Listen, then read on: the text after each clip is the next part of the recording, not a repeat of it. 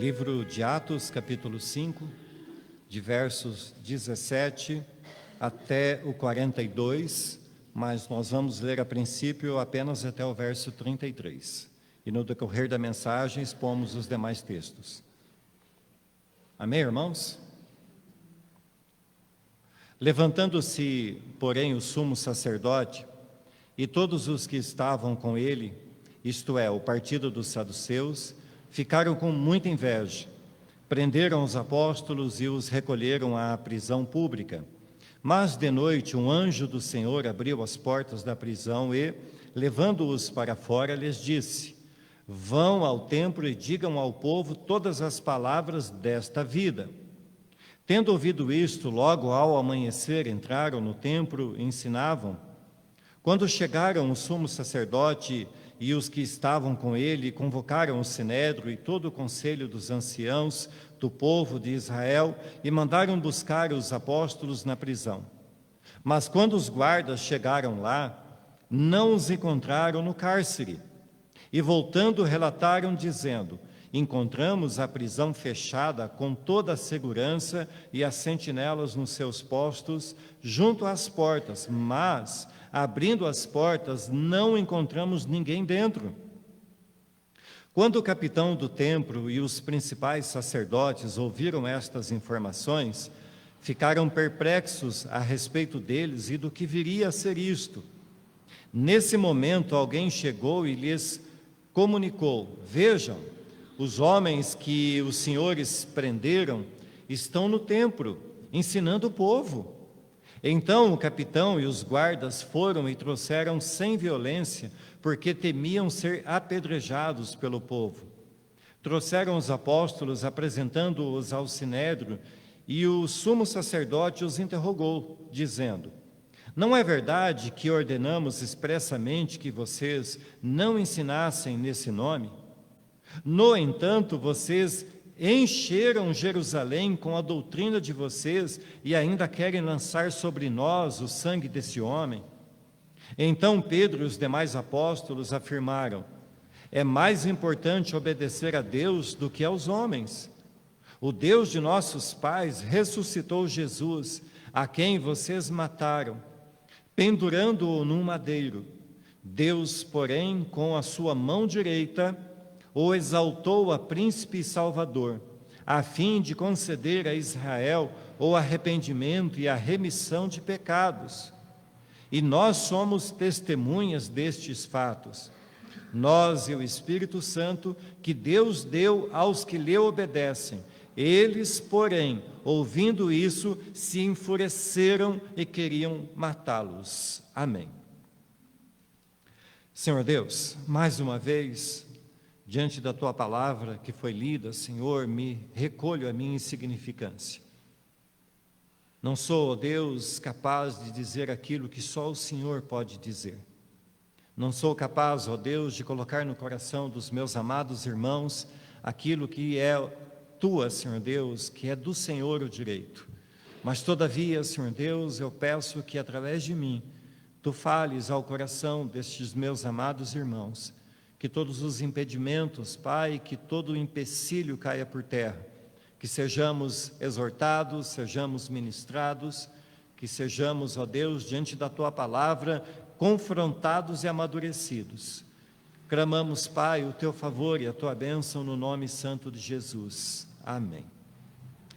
Amada igreja, a estas alturas nós já sabemos que a igreja de Atos começou lá quando o Espírito Santo visitou os amados irmãos que estavam reunidos, e a igreja rapidamente ela cresceu.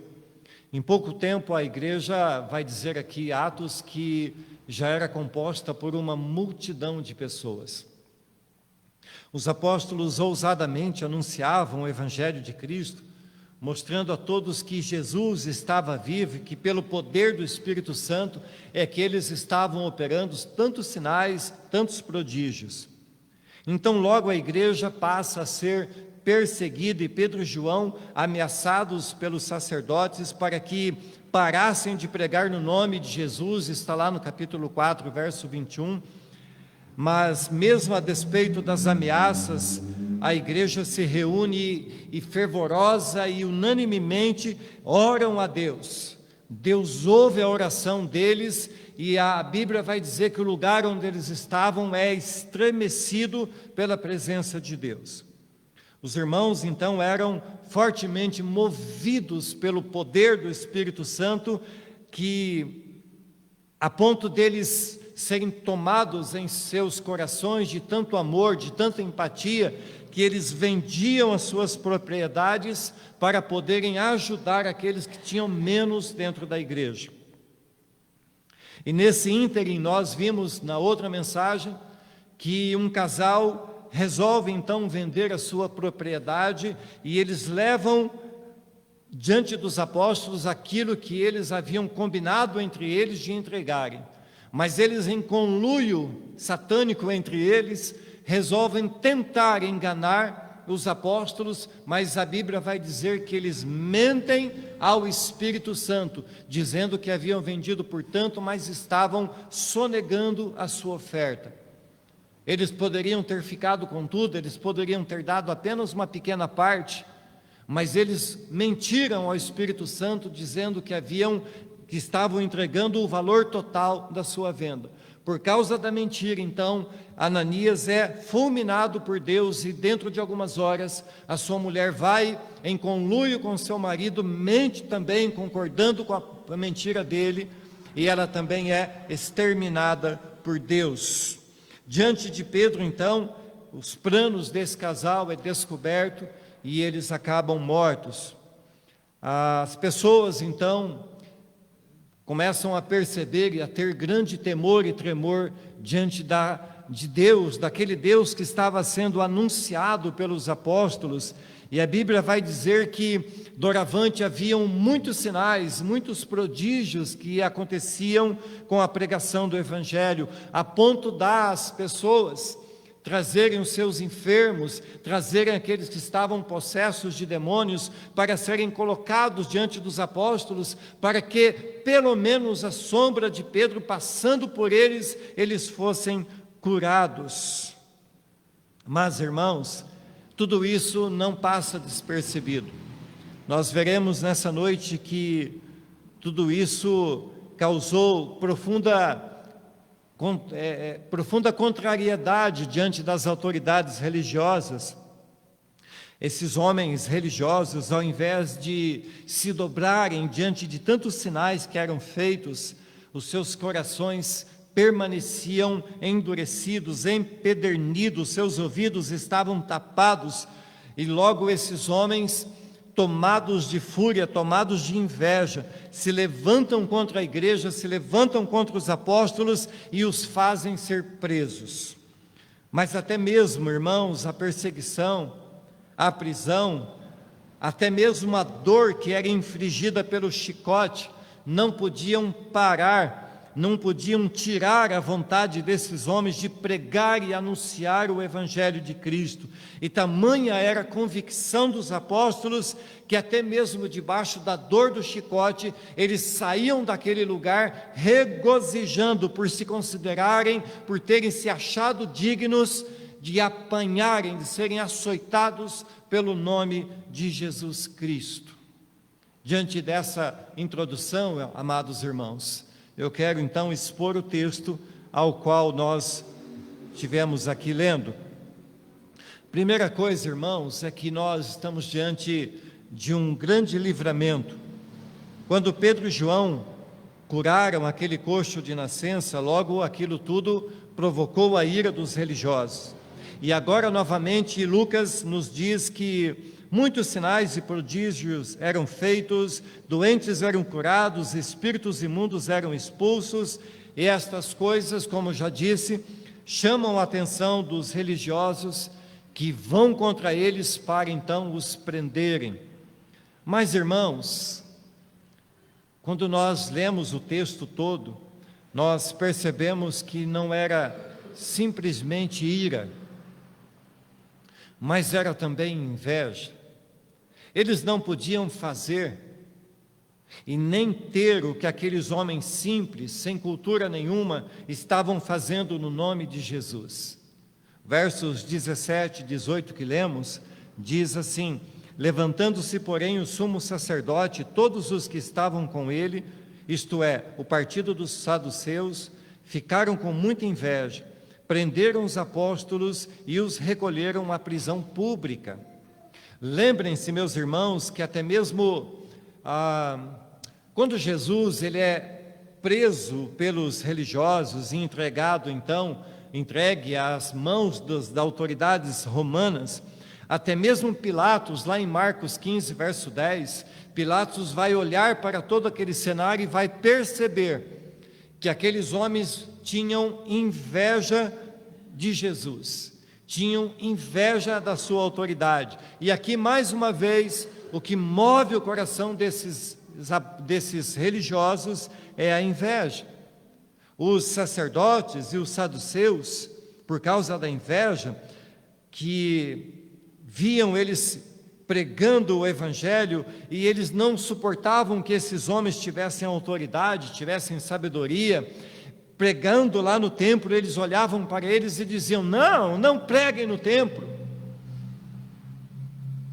isso é prerrogativa nossa, vocês não podem pregar lá. Os saduceus odiavam os cristãos porque os cristãos anunciavam a ressurreição, e eles não criam nisso. Eles odiavam os cristãos porque viam que a pregação do evangelho estava dando resultados e a igreja estava crescendo por toda a cidade. E mais uma vez, meus irmãos, a dureza de seus corações estava impedindo que eles se rendessem ao seu Salvador. Lembrem-se vocês que eles haviam perdido a oportunidade quando Cristo estava lá e visitava a cidade. Agora eles perdiam novamente a oportunidade de curvarem-se diante das evidências de sua ressurreição e da mensagem da vida eterna que era pregada pelos apóstolos. Assim, irmãos, como eles odiaram a Cristo e o mataram, assim também desejavam fazer com esses apóstolos. Tudo o que mais queriam era fazer calar esses homens que estavam pregando no nome de Jesus, ensinando a doutrina a todos os judeus da cidade. Eles pensavam que, prendendo os apóstolos, ameaçando, açoitando, podiam deter a igreja de Cristo, que ameaçando, que falando coisas terríveis, poderiam deter a obra de Jesus que estava em seu princípio. Mas, irmãos, há uma coisa que não pode ser detida, isto é, a igreja de Cristo, a obra de Jesus. Ela não pode ser detida porque ela é santa, ela é insuperável, ela é imparável. Um dos primeiros cantores cristãos evangélicos dessa nação, chamado Luiz de Carvalho, expressou muito bem isso que eu estou dizendo quando ele cantou uma música chamada, um hino chamado Obra Santa. E um pedacinho deste trecho diz assim: obra santa do Espírito, esta causa é do Senhor, como um vento impetuoso, como fogo abrasador, estamos sobre terra santa, reverente e muito amor, esta obra é decisiva, vigilante de temor. Ninguém detém, é obra santa, ninguém detém, é obra santa, nem Satã, nem o mundo todo pode apagar esse ardor. Ninguém detém, é obra santa, esta causa é do Senhor. Esta é a expressão da obra de Cristo, meus irmãos, de uma obra que é insuperável e imparável. Amada igreja, essa é a convicção que devemos não somente cantar, mas tê-la gravada em nossa mente, em nosso coração. Ninguém poderá deter a obra de Deus, porque ela é santa e segue nos trilhos do plano de Deus, e ninguém pode deter aquilo que Deus já determinou para acontecer na minha e na sua vida, porque a obra que Cristo está realizando em nós é santa. E Ele há, na sua santidade, poder de cumpri-la cabalmente. Mas essa verdade, irmãos, estava oculta aos sacerdotes e saduceus, que achavam que prendendo, ameaçando, açoitando, poderiam fazê-los parar. E vejam, meus amados irmãos, que na primeira vez prenderam Pedro e João, mas dessa vez, pelo texto que lemos, nos leva a entender, no verso 29, que eles prenderam todos os apóstolos. Isso mostra, irmãos, que havia entre todos eles uma única convicção, um único temor e um único amor pela obra santa de Cristo. Vejam, queridos, o homem pode nos prender, mas Deus é aquele que nos liberta. Versos 19, 20 e 21 dizem: mas de noite, um anjo do Senhor abriu as portas da prisão e, levando-os para fora, lhes disse: vão ao templo e digam ao povo todas as palavras desta vida. Tendo ouvido isto, logo ao amanhecer, entraram no templo e ensinavam. Meus irmãos, eu quero chamar a sua atenção para o fato de que todas as coisas estão absolutamente no controle de Deus. Deus, assim como permitiu que fossem presos, também os tirou da prisão. E os tirou da prisão de forma milagrosa.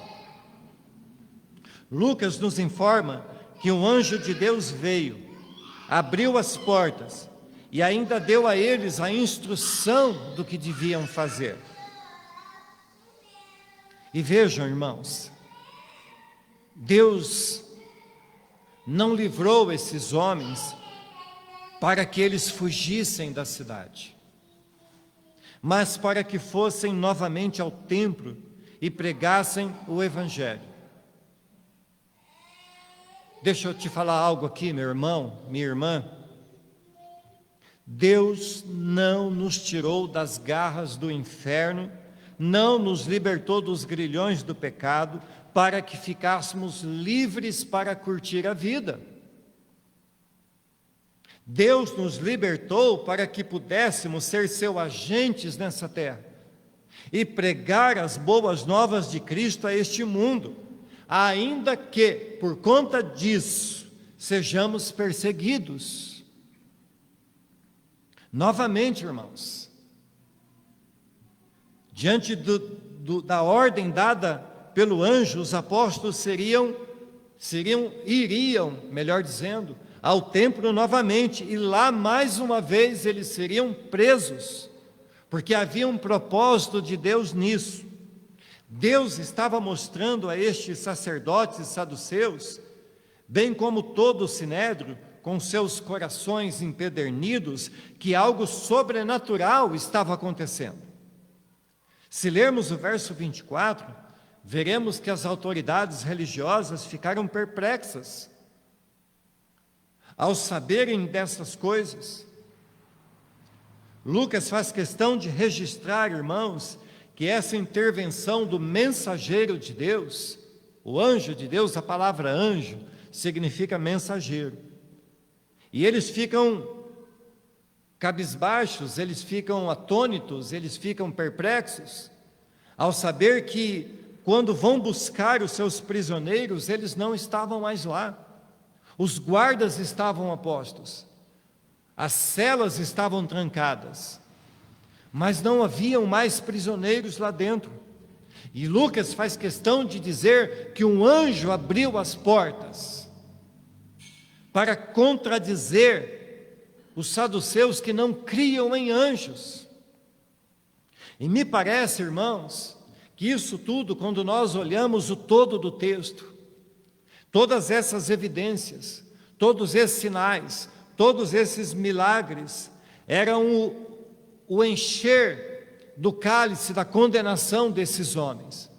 Quanto mais eles sabiam da verdade, quanto mais eles negavam as evidências de que algo milagroso, sobrenatural, grandioso do poder de Deus estava acontecendo, e negavam essas coisas, mas eles traziam para si condenação.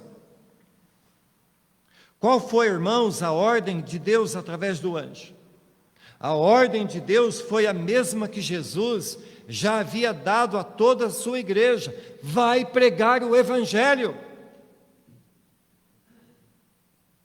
A grande comissão de Cristo é: ide e pregai o Evangelho. A mim foi dada essa ordem, a você também. O anjo mandou que fossem novamente ao templo e falassem, e preste atenção na sua Bíblia, e falassem das palavras da vida. E essa palavra vida, pelo menos na minha Bíblia, está em letra maiúscula. Isso, irmãos, porque está fazendo referência a algo maior do que simplesmente a vida que vivemos nesse mundo. Está falando de eternidade, está falando de Jesus, está falando do Logos encarnado. Verdade essa expressada por João, quando ele diz assim: no princípio era o Verbo estava com Deus, e o Verbo era Deus. Quando nós pregamos palavras de vida, vida com letra maiúscula, estamos falando de Cristo. Estamos falando do Verbo de Deus. Estamos falando daquele que salva, que cura, que liberta. Estamos falando daquele que um dia olhou para nós com ternos afetos de misericórdia e salvou-nos da perdição eterna. Meus irmãos, nós cristãos precisamos melhorar muito ainda o nosso entendimento do que é pregar o Evangelho. Não podemos simplesmente dizer às pessoas: olha, Jesus te ama. Isso é verdade? Claro que é verdade, irmãos, mas não é toda a verdade.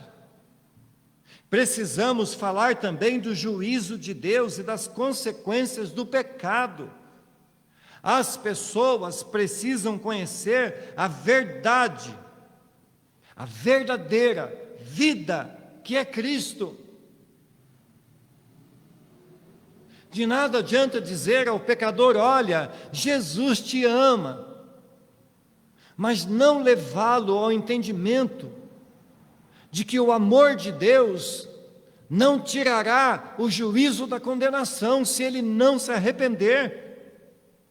Somente assim, irmãos, é que poderemos anunciar que Cristo nos ama, mas que foi necessário que um preço fosse pago por causa deste amor. Mas ainda que pareça pesado falar uma coisa dessa, irmãos, é preciso anunciar que sem arrependimento não existe salvação. Ontem um irmão aqui da igreja me mandou uma breve reflexão que ele escreveu, e ele dizia mais ou menos assim: que as pessoas se apegam ao amor que elas sentem por Deus. E elas acham que está tudo bem. Será que está? Então nós pegamos um político corrupto e ele diz: eu amo a Deus. Então nós pegamos um ladrão, um assassino, e ele pode dizer: eu amo a Deus. Nós pegamos qualquer pessoa em profunda lama de pecado e ele diz: eu amo a Deus. Mas ele pode agarrar-se a esse amor com todas as suas forças, que ele vai para o inferno do mesmo jeito.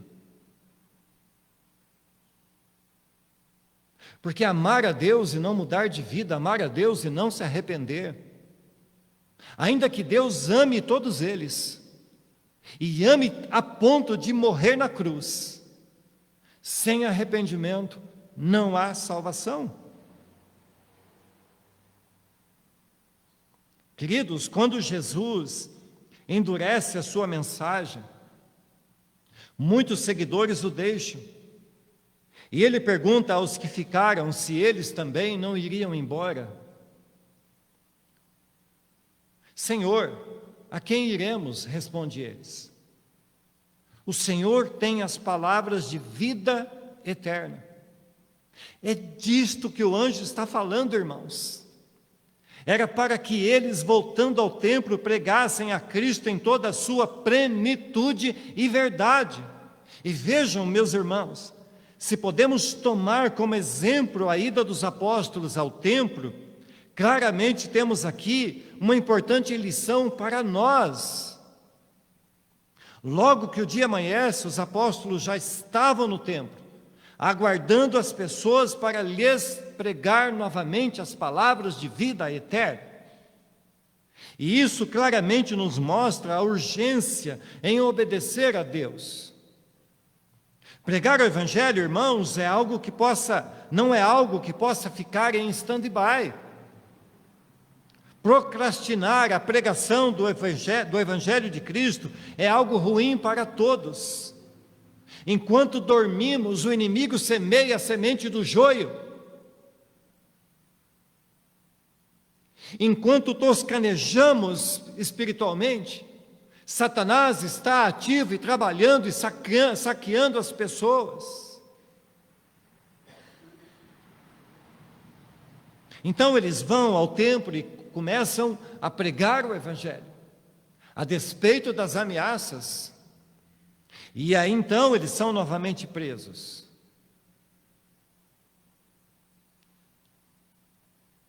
Enquanto as autoridades estão lá discutindo perplexas sobre como eles teriam saído da prisão, sem que ninguém visse coisa alguma, alguém chega até onde eles estavam, o Sinédrio se reuniu. O Sinédrio, irmãos, era o poder máximo da cúpula religiosa dos judeus. Eram 70 homens da cidade que se reuniam para julgar aqueles que infringiam as leis.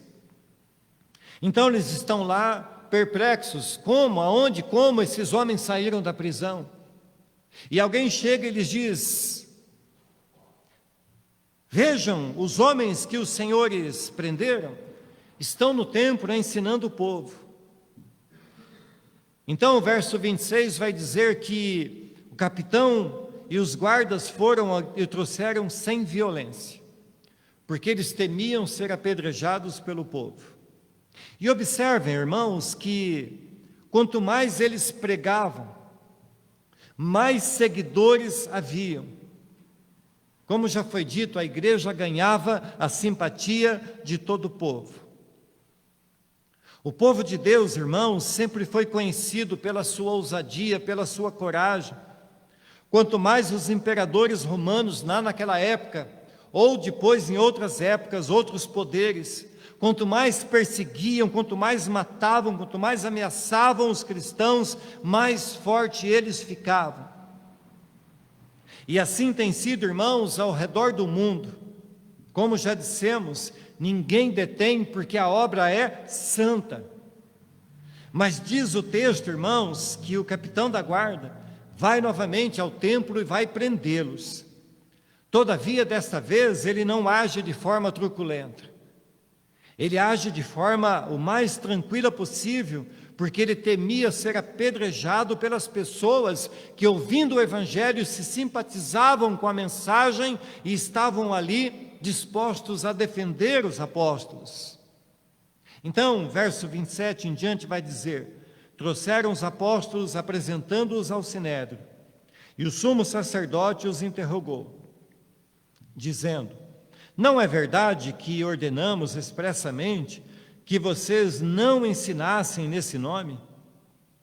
No entanto, vocês encheram, preste atenção, no entanto, vocês encheram Jerusalém com a doutrina de vocês e ainda querem lançar sobre nós o sangue deste homem?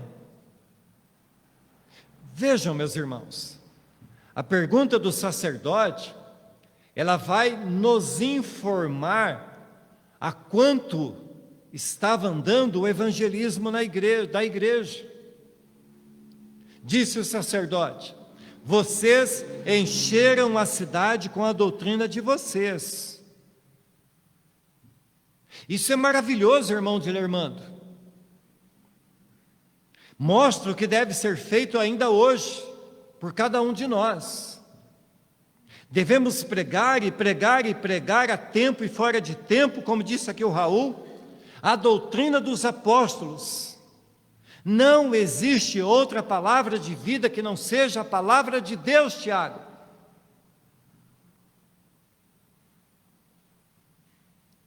E eles então dizem, e ainda querem lançar sobre nós o sangue deste homem? Irmãos, devemos lembrar que quando Jesus estava sendo julgado, houve uma possibilidade de que o povo escolhesse soltá-lo. Mas o povo escolheu a Barrabás, um homem conhecido por ser criminoso, violento. E com grande força aquele povo, instigado por estes sacerdotes, dizia: soltem Barrabás, crucifiquem Jesus, e que o seu sangue caia sobre nós.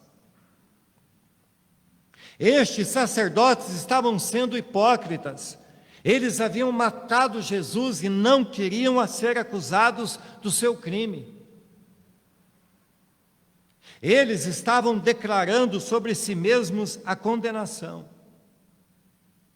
E os irmãos vão lembrar que quando nós estávamos na série de Marcos, nós falamos que Jesus, olhando lá do alto do Monte das Oliveiras, olhou para a cidade e chorou, porque o juízo viria sobre este povo. Irmãos, 40 anos depois, a cidade ela é invadida pelos romanos. Jerusalém é destruído, o templo é levado ao nada. E dizem a história que entre 500 mil e 1 milhão de judeus foram mortos pelos romanos. E os que sobraram foram levados como escravos. Que o sangue dele caia sobre nós. Essa foi a sentença do povo judeu. Mas o que os apóstolos respondem diante das acusações dos seus acusadores? Verso 29. Então Pedro e os demais apóstolos afirmaram: é mais importante obedecer a Deus do que aos homens. Notem, irmãos, que já fazem 3 sermões, ou 3 mensagens, ou 3 exposições nesse texto, que Pedro está respondendo a mesma coisa. É mais importante obedecer a Deus do que aos homens. O Deus de nossos pais ressuscitou Jesus, a quem vocês mataram pendurando-o no madeiro. Deus, porém, com a sua mão direita significa poder, o exaltou a príncipe salvador, a fim de conceder a Israel o arrependimento e a remissão de pecados. E nós somos testemunhas desses fatos, nós e o Espírito Santo, que Deus deu aos que lhe obedecem. Queridos, Pedro, bem como todos os apóstolos, demonstraram sua firmeza no que criam. E novamente repetem o que haviam dito antes: preferimos obedecer a Deus do que aos homens. Lucas, então, irmãos, faz um breve resumo de tudo que provavelmente pode ter sido dito aqui por Pedro. Deixa claro que eles haviam matado Jesus, mas Deus, com sua mão poderosa, o ressuscitou. E como reza a lei dos judeus, era necessário, irmãos, que a ressurreição de Jesus fosse testemunhada por pelo menos 2 pessoas. E aqui os apóstolos estão dizendo: todos nós vimos o Cristo ressurreto. E ele ainda vai dizer: não só nós, mas também o Espírito Santo. E Pedro vai dizer mais, irmãos. Vai dizer: vocês penduraram Jesus no madeiro e fizeram dele um maldito.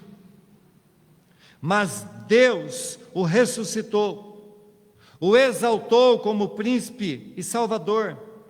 Irmãos, Pedro estava dizendo àqueles homens: Vocês estão tendo a oportunidade de se curvarem, de se arrependerem diante dele, porque ele é príncipe, porque ele é salvador. Se vocês não crerem nisso, não serão salvos. Esta é a mensagem para todos nós, irmãos. Se não crermos que Jesus é príncipe e salvador, não seremos salvos. De certa forma, Pedro estava lhes anunciando aos sacerdotes que eles estavam dispensados de suas funções no templo. Não era mais necessário o trabalho deles. Não era preciso mais fazer sacrifícios, porque Deus havia levado ao matadouro o último dos cordeiros. Cristo era o cordeiro que havia de ser imolado por todos os nossos pecados, e assim o foi. Pedro estava lhes anunciando a nova aliança no sangue de Cristo, não precisava mais do trabalho dos sacerdotes no templo. Pedro ainda acrescenta, irmãos, não só nós somos testemunhas, mas o próprio Espírito Santo. Por isso, irmãos, é que nós temos e podemos ter tanta ousadia no pregar do Evangelho. Não estamos sozinhos nessa empreitada, irmãos. Nós somos assistidos pelo Espírito Santo. Nele nós temos toda a condição e capacidade necessária para anunciarmos as boas novas do Evangelho do Cristo que salva. Amém, irmãos? Mas, irmãos, havia no coração daqueles homens um desejo de morte. Verso 33 vai dizer assim: eles, porém, ouvindo isso, se enfureceram e queriam matá-los. Era demais para os sacerdotes saduceus ouvirem tudo que os apóstolos estavam lhes lançando em rosto. Em nada, irmãos, se movia o coração daqueles homens. Eles estavam obstinados e seu único desejo era acabar com aquela prosa toda. O seu desejo era matar aqueles homens que seguiam o tal de Jesus. A mesma pregação, irmãos, e mais uma vez eu quero lhes dizer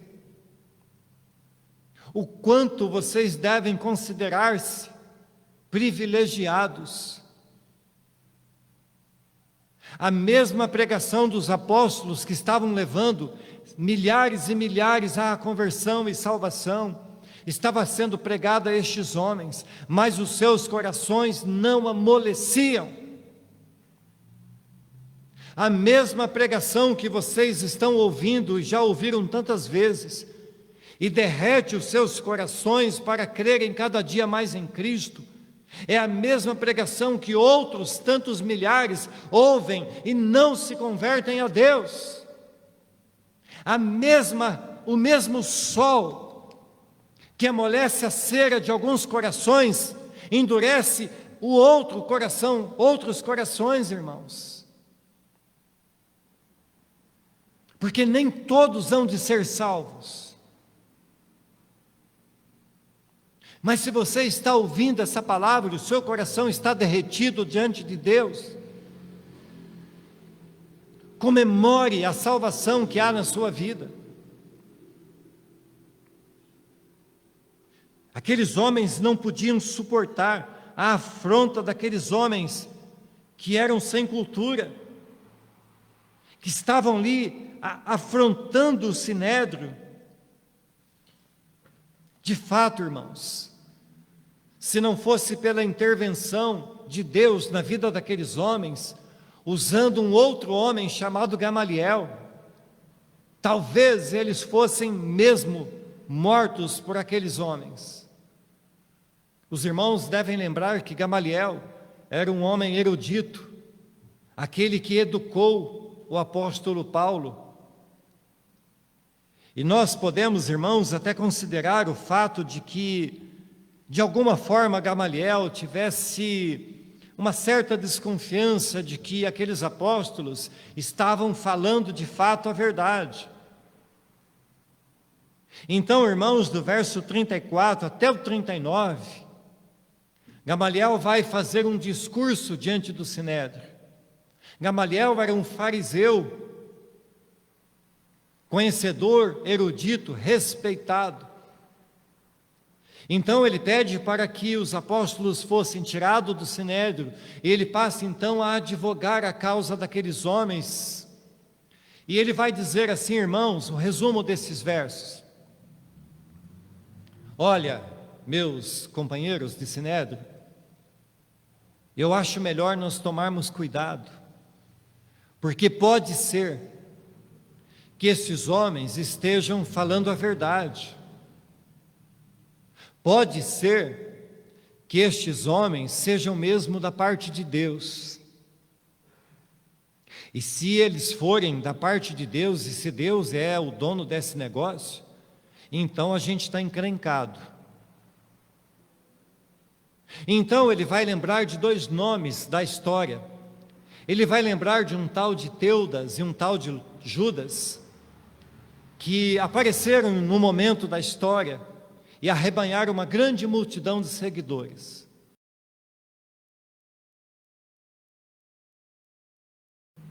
Vão ser mortos pelos soldados romanos e os seus seguidores se esparramam.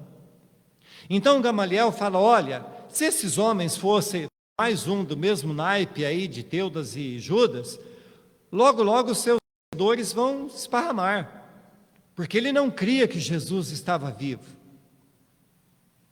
Então o Sinédrio ouve o que eles estão dizendo. Chamam de volta à sua presença os apóstolos.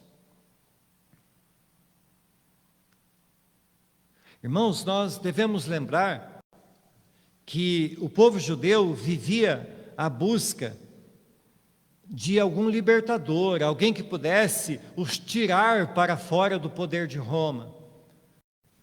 Por isso que muitos seguiam a Jesus pensando nele não como Filho de Deus, não como Salvador, mas como um libertador do poder de Roma. O que Gamaliel está falando é que se Jesus de fato fosse mais um desses, os seus seguidores iam se esparramar. Então o Sinédrio manda buscar novamente aqueles homens. Olha, nós não vamos então matar vocês, mas vocês têm que parar de pregar no nome desse tal de Jesus. E os ameaçou veementemente. Mas o ódio que eles tinham era tanto, que mesmo a despeito das palavras de Gamaliel, eles determinaram que eles fossem açoitados. E talvez, irmãos, quando a gente lê lá no finalzinho do texto, eles dizendo assim, puxa, que bacana, olha como estamos felizes, fomos açoitados pelo nome de Jesus. Talvez a gente pense naquela surra que a gente levava da mamãe e do papai, levava lá umas cintadas e ficava ali meio jururu, meio tristinho, uma surrinha de leve. Mas deixa eu te falar uma coisa, irmãos. Esses homens foram açoitados conforme a regra. 40 chibatadas com chicote de couro. 40 chibatadas menos uma conforme determinava a lei, ou seja, 39 chibatadas. Uma parte dada nas costas nuas e uma parte dada no peito.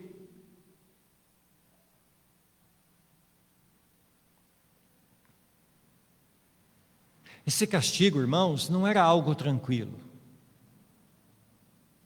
Quando eu falo, irmãos, estou fugindo ao meu esboço. Quando eu falo que muitas vezes nós somos muito fracos, moles, para servir a Deus é porque não conhecemos a dificuldade. Esses homens aqui, meus irmãos, tendo sido açoitados até que as costas ficassem carne viva, até que o peito ficasse em carne viva, eles saem de lá felizes, regozijando por terem sido açoitados pelo nome de Jesus, irmãos. E isso, ao lermos, exige de nós posicionamento, exige de nós mais coragem para servir a Deus. Para concluir, irmãos, a resposta desses apóstolos é algo fascinante, talvez até intrigante, talvez muito acima do que a grande maioria de todos nós cristãos podemos compreender no nosso tempo. Para corroborar o que eu estou dizendo, vamos ler versos 41 e 42. E eles se retiraram do sinédrio muito alegres, por terem sido considerados dignos de sofrer afrontas por esse nome. E todos os dias, no templo e de casa em casa, não cessavam de ensinar e de pregar que Jesus é o Cristo. Percebam, irmãos, que eles estavam alegres por terem sido surrados, estavam felizes por terem sido achados dignos de sofrer pelo nome do seu Salvador. Pedro vai escrever assim, irmãos: regozijai-vos na medida que sois coparticipantes dos sofrimentos de Cristo. 1 Pedro 4,13. Obviamente, meus irmãos, isso nos mostra o quanto devemos estar prontos para, se preciso for, enfrentarmos com alegria, com determinação, todo problema ou dificuldade que podem sobrevir ou advir por pregarmos o Evangelho de Cristo. E isso, irmãos, é muito importante, porque nós não sabemos quando poderemos ser postos à prova em alguma situação. E como diz o verso 42, devemos, a exemplo dos apóstolos, ainda que sentindo a dor dos sofrimentos, continuar pregando e anunciando o nome de Cristo, a sua salvação. E notem, meus irmãos, que nada fez com que esses homens parassem de pregar. Estavam determinados a tal ponto que pregavam no templo, anunciando que Jesus é o Cristo. Saíram de lá com as costas vertendo sangue. No outro dia, irmãos, estavam pregando o Evangelho no templo de novo. Estavam pregando de casa em casa, anunciando o nome do Salvador. Oh, irmãos, isso tem que servir para nós de alguma coisa. Isso tem que mostrar para nós que aonde nós estivermos, temos que estar pregando o Evangelho. E vejam, irmãos, que esses homens foram fiéis até a morte. E sabe de uma coisa, meus irmãos? A morte não impediu que eles continuassem pregando o Evangelho.